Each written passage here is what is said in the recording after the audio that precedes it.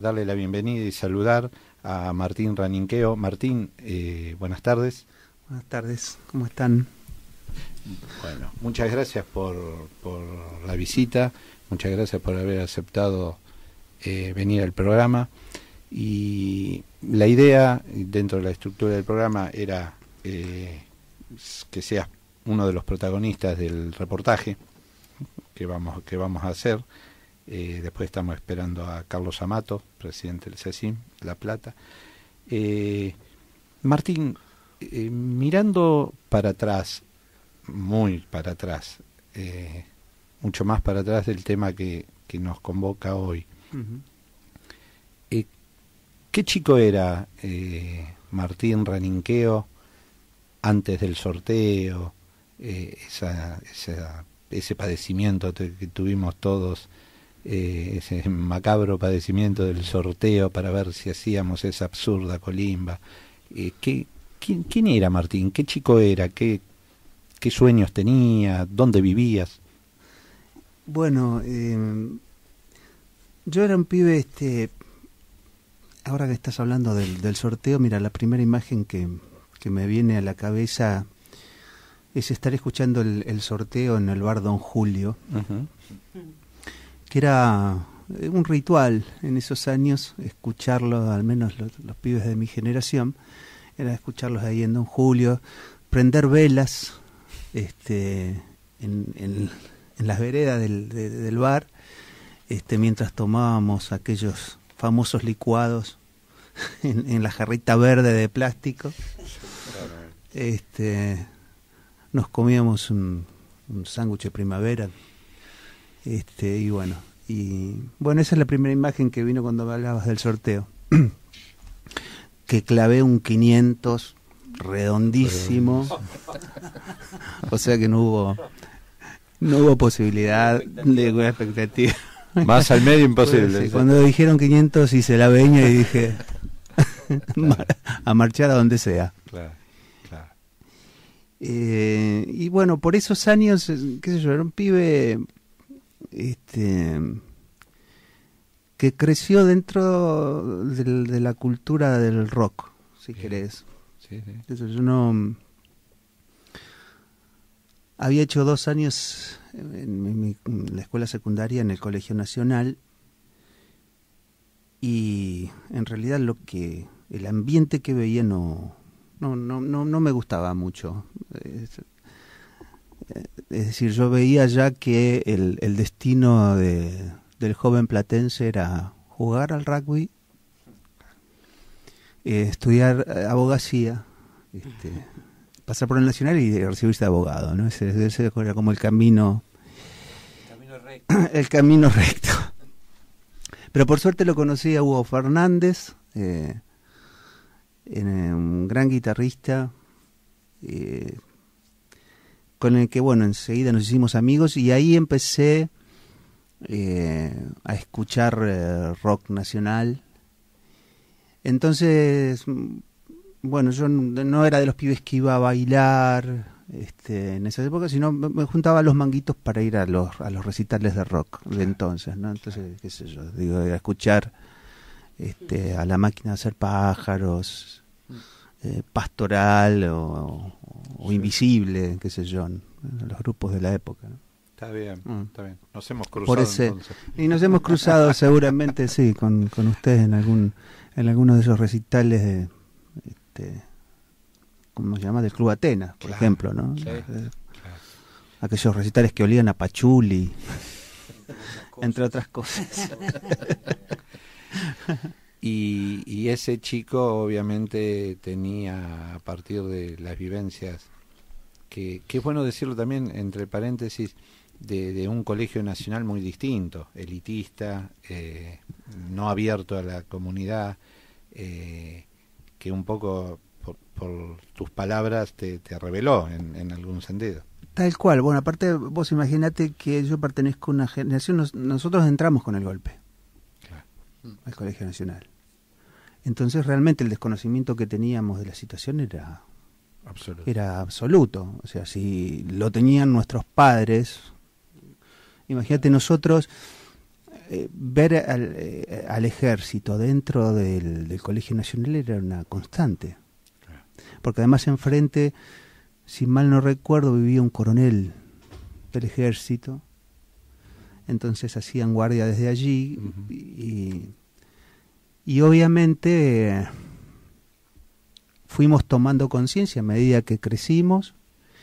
Y creo yo, no sé, en mi caso personal, cuando ingresé a la universidad, que esto fue antes de entrar a la conscripción, como yo había entrado a los 5 años al colegio primario, pude hacer casi un año en la facultad. Entonces allí empecé a tomar conocimiento de lo que estaba pasando en el país, ¿cierto? Allí ya se empezaba a hablar de desaparecidos y de todo el daño que estaba provocando la dictadura. Sí, sí, obviamente la universidad, y más en la universidad de nuestra ciudad, algunas facultades fueron de las más castigadas, con lo que el tema estaba instalado, puertas adentro por lo menos, estaba instalado. Bueno, Martín, ese era el chico que de golpe lo subieron a un avión, previo paso por el camión, y tuviste que ir. Sí, yo, bueno, ya estaba de baja hace unos... ¿Ya estabas de baja? Estaba de baja, sí. Ajá. Mi vieja, yo me acuerdo que, bueno, ese día me había acostado muy tarde, habíamos ido a una fiesta con amigos, que me llevaron a casa, y yo estaba durmiendo, bueno, y escucho que mi vieja lloraba desde la cocina. Bueno, en realidad sí, me desperté por cómo estaba llorando, y bueno, ahí se estaba enterando que convocaban a clase 62. Claro. Así que bueno, ahí tengo el recuerdo de mi madre preparándome un jugo de naranjas, y bueno, y volver al regimiento. Bien. Y perder mi barba, que estaba creciendo nuevamente. De a poco. Sí, de a poco. Y mi pelo. Está bien. Martín, hoy mientras, antes de comenzar el programa, mientras pasábamos música, charlaba con vos un poco a raíz de lo que podía ser el reportaje, y decíamos no entrar en lugares comunes de lo que significó la guerra. Hay películas hechas, testimonios varios. Yo prefería a Martín Raninqueo, excombatiente, ¿qué hizo de esa experiencia el artista que después te convertiste? O sea, ¿en qué contribuyó?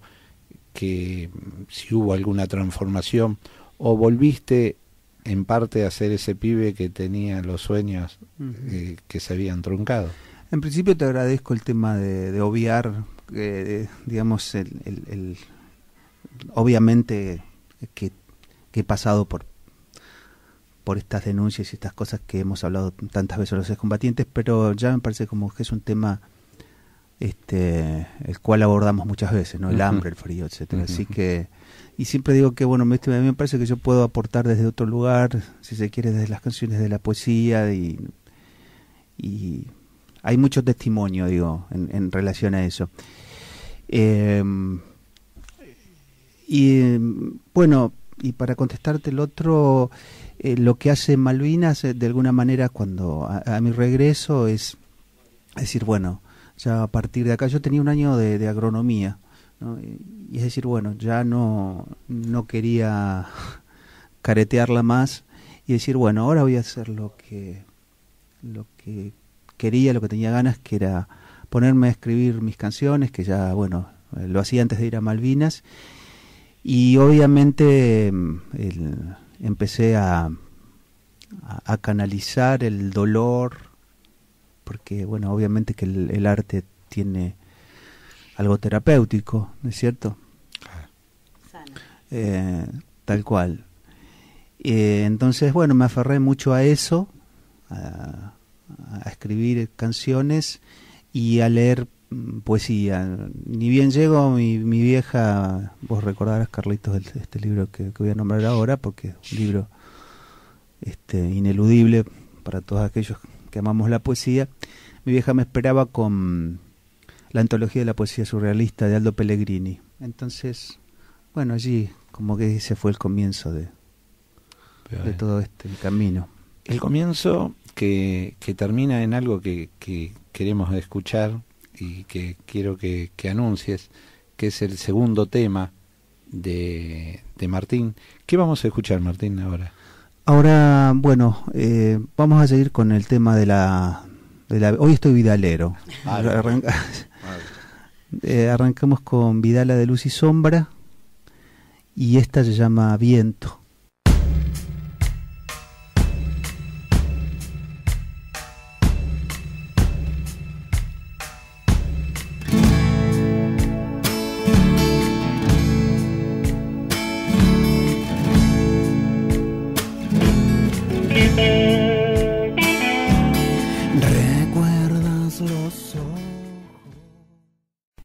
Estás escuchando Venderemos cara a nuestra derrota. Estás escuchando la 90.1 Keops FM. Muy bueno, muy bien, muy lindo tema. Esto es de la última. Esto todavía no, sí, este disco todavía no está editado, está terminado de grabar. Son dos canciones. Mira, recién hablábamos de la música popular y el rock, mientras escuchábamos el tema, y la primer Vidala es algo que tiene que ver ya, digamos, con la época en que salto del rock, claro, hacia la música popular, y esta Vidala que escuchamos tiene esa impronta rockera, y se escucha, se nota, las guitarras de Diego Rolón,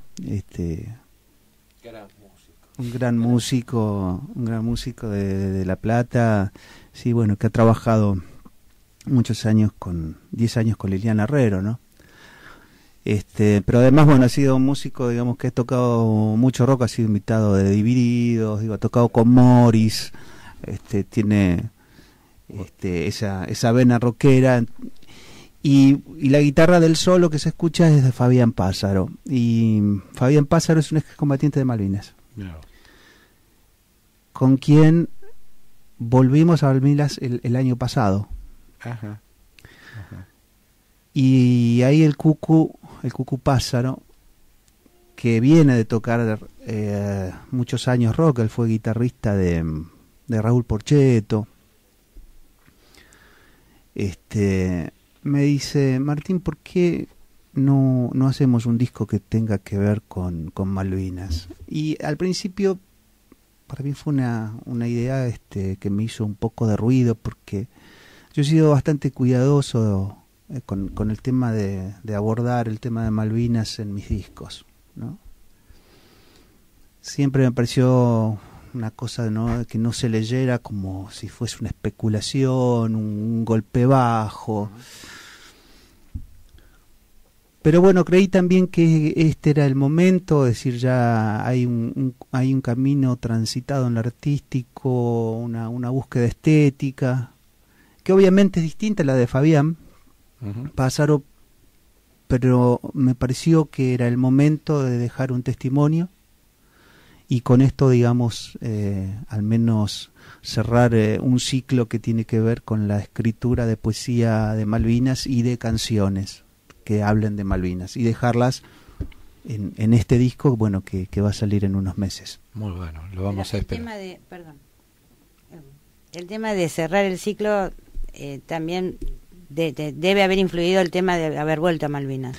Sí, digo cerrar un ciclo porque, digamos, el viaje, la vuelta a Malvinas, a mí, hay como un lugar común en algunos excombatientes que dicen de viajar a Malvinas para cerrar un ciclo. En mi caso yo no cerré ningún ciclo, ¿no? Es decir, el tema sigue tan abierto como antes y más. en lo artístico estoy diciendo, no digo como que ya, cuando digo de cerrar un tema, digo como que en lo artístico me parece que ya haber dicho ya dijiste, lo que quería decir. Vale la pena aclarar que cuando vos decís se completa, también estás incluyendo el último trabajo que editaste, si mal no recuerdo, que es Haikus de Guerra, un libro que bueno, yo tuve la suerte de estar en la presentación y de verlo.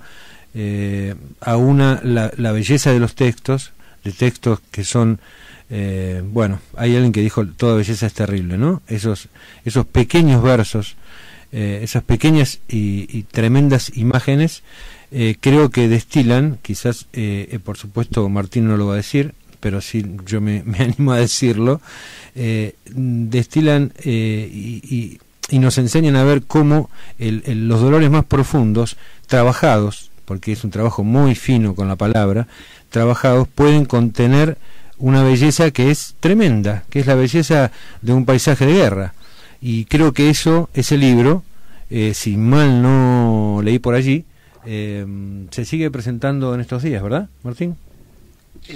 Sí, el libro, bueno, le comentamos a los oyentes que este libro está dentro de la muestra del CECIM La Plata, en el Centro Cultural Malvinas. Allí, bueno, tenemos la exposición abierta todos los días durante el mes de abril, y Julieta Warman, que hizo las xilografías de este libro, bueno, en una de las salas del Centro Cultural lo desplegó, ¿no? Están todos los haikus y cada una de las xilografías están en una de las paredes del Centro Cultural, así que la gente los puede ir a ver. Y este sábado y domingo van a estar a la venta los últimos 30 ejemplares, porque es una edición limitada, este trabajo de un trabajo artesanal de Julieta, que es la que hizo el diseño del libro. Así que bueno, los últimos 3 ejemplares este fin de semana, este sábado y domingo, vamos a estar ahí en el Centro Cultural con el libro. ¿En qué horario, Martín? Mira, por la tarde, entre, digamos, las 4 y las 6 de la tarde. Ahí, la gente ya se puede acercar. Sí. Bien. A partir de la pregunta que Ana te había hecho y que tenía que ver con tu vuelta a Malvinas, yo quería consultarte por el acto que se hizo en la plaza Islas Malvinas, en donde bueno, tuvimos la posibilidad de escucharte también cantar.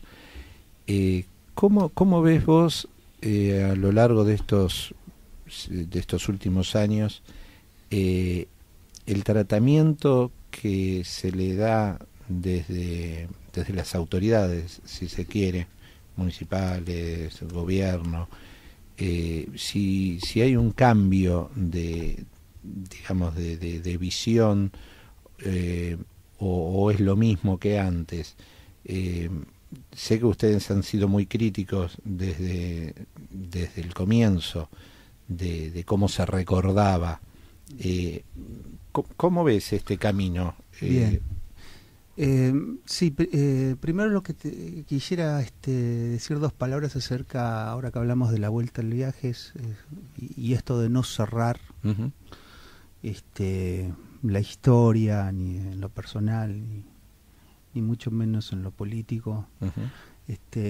Lo que se despertó en mí fue, y sobre todo después de ver la magnitud de la base militar que tiene Inglaterra en las islas, es decir, bueno, he vuelto con más ganas de seguir denunciando este enclave colonial. Acepté este año estar al frente de la Secretaría de Cultura del Centro de Excombatientes del CECIM La Plata. Así que Bueno, desde allí estamos llevando, ¿no? Adelante un trabajo de concientización, de trabajar con las escuelas, sobre todo con los chicos, para que sepan cuál es este problema. Es decir, ya no tanto concentrarnos en el anecdotario de la guerra, sino, bueno, en el peligro, ¿no? Que corren nuestros recursos naturales. Y después, para la segunda pregunta que me hiciste, obviamente que sí, nosotros hemos sido muy muy críticos de los gobiernos anteriores. Durante el gobierno de Alfonsín, digo a grandes rasgos, ¿no? Existió esto que se llamó la desmalvinización. No hubo un reconocimiento hacia los excombatientes, que en ese momento no teníamos ninguna contención. En lo psicológico no teníamos pensiones.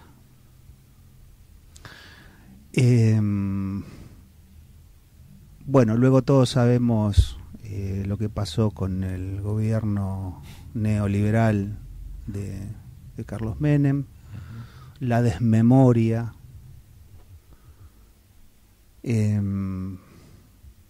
Y digo, si tengo que recordar un hecho de política exterior, es Di Tella mandando ositos Winnie the Pooh a las islas, ¿no? Como política de seducción, como la llamaban entonces.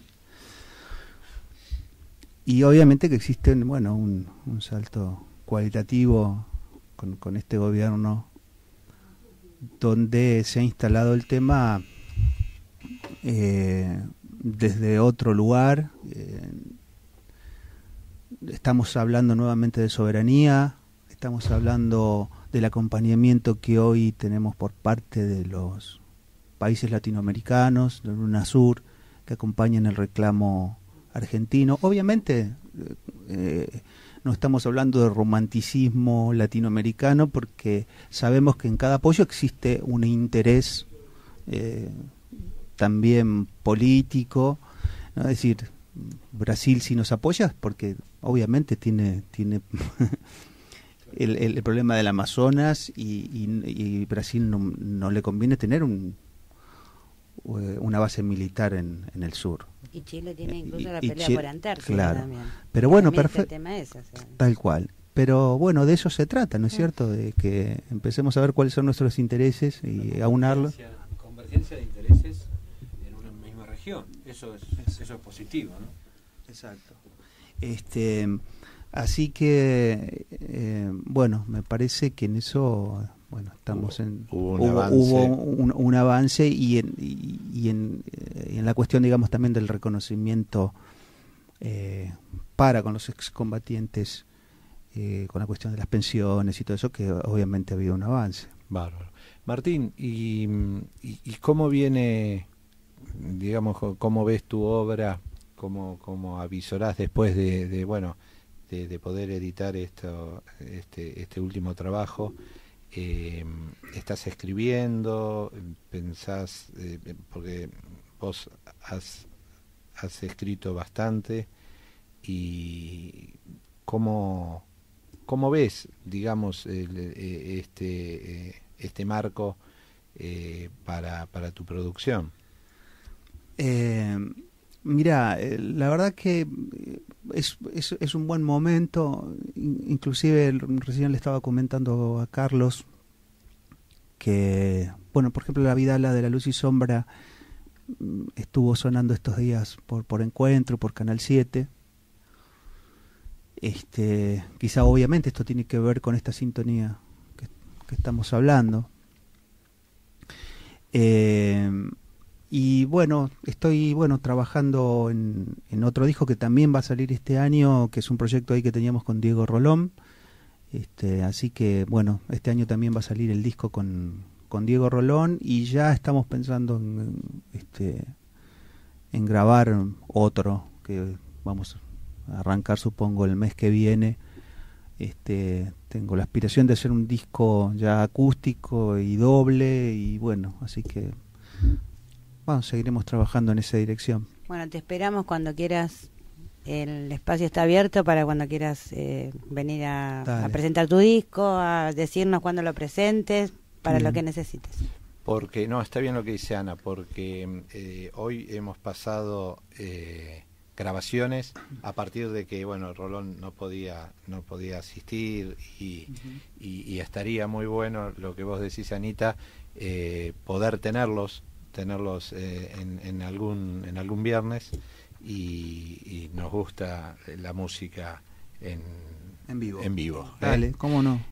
Estás escuchando Venderemos Cara a Nuestra Derrota. Estás escuchando la 90.1 Keops FM.